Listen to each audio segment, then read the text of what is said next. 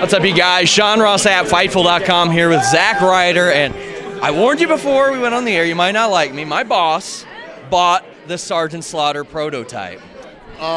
Which one? The one that you couldn't buy. Oh, okay. The painted LJN prototype? That one? Whichever one was at the toy department in Cincinnati. Yes, that is the one. That's fine. Feelings, thoughts, emotions? Well, here's the thing. So, did you watch the episode at all? Oh, I love the episode. So Kurt Hawkins threw out this insane number that I was not going to spend anyway. Yeah. So, I was denied, but I wasn't going to buy it for that price. So, he bought it for way more than that. So, congrats, I guess. Yeah. I have it unpainted. The painted one's obviously cooler, but way more money. So, I'm actually glad that I don't have it. You're glad that you don't have. I'm glad that you said that because that will eat him up. I'm sorry, That will eat him up. You spent way too much money. You got ripped off. I love Way it. too much money. And I'm the $1,000 broski. I'll overpay for a figure I want. Yeah. But that was a ridiculous price that he paid. It was. Over $10,000 he paid for that. I know. Nuts. I know. I tried to leverage a raise out of that. So I saw that episode from the toy department. It actually motivated me to go up there, and I wasn't a toy collector, but now I've started like a little Kentucky, Cincinnati figure collection up there. You all did another episode up there on your own channel. Yes. Explain to me the process of starting your own channel and stuff, because I'm really liking that content. Okay, so almost a year ago exactly, Hawkins and I started the Major Wrestling Figure Podcast. It's a podcast about, you guessed it, wrestling figures and wrestling collectibles and stuff like that. And we didn't really expect for it to grow as fast as it did. So pretty soon our fans were demanding merchandise and shirts, and then we started doing live shows. And then we're like, well, we need some YouTube content because the Figure It Out show we do with WWE, it was coming out like once a month, if that. We need some regularly scheduled stuff.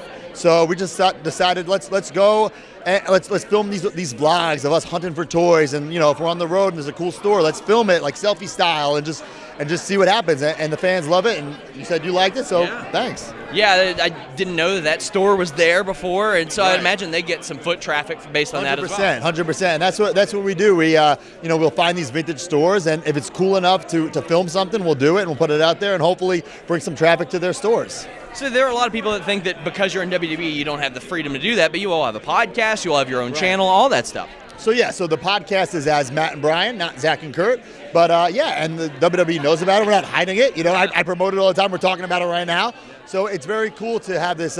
It's still wrestling related, but it's something we do on our own. And let's say we want to make a back scratcher. We don't have to ask somebody to do it. We'll just make some stupid item and we'll sell it. And it's cool. It's cool to have that creative freedom. So the amount that Jimmy Van spent on that, what figure would you spend that amount on?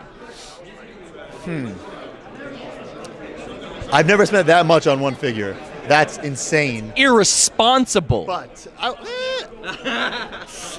if, and that's a big if. Are you familiar with the Hasbro figures from the early 90s at all? Okay, so Diesel was in the last set that never came out. Now I have his head, and I have the drawing, but there's no prototype out there that I know of.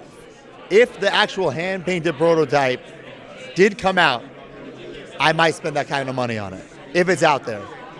I mentioned to you, I just started collecting. Right. Got the little Cincinnati, Kentucky figure collection. Sure. What do you think my crown jewel is so far? Just started. What do I think yours is? I Completely uneducated. don't know. You tell me. Try Hillbilly Jim Thumb Wrestler. That's obscure. I found it at the toy department. Very obscure figure. I love the thumb wrestlers, especially Hillbilly Jim. That's a great one. Let the people know where they can find your show, or they can find your channel. The Major Wrestling Figure Podcast, wherever you download your podcast. We're on YouTube, youtube.com/MajorWFPod. Check it out. I mean, if you had figures, you'll enjoy it. If you like figures now, you'll love it. But what I like is a lot of people who listen to it just because they're Zack Ryder fans. They're like, oh my God, I had these figures as a kid. Now you have me going on eBay, buying my old stuff, or I'm at Target or Walmart and I'm finding the new Mattel stuff, or I never bought a figure in my life and now I'm buying them. So it's cool to be building this little figure community of adult men and women who are playing with toys. I love it. Zack Ryder, thank you so much. I Thank you, man. appreciate Appreciate it. it. Thank you. We're out.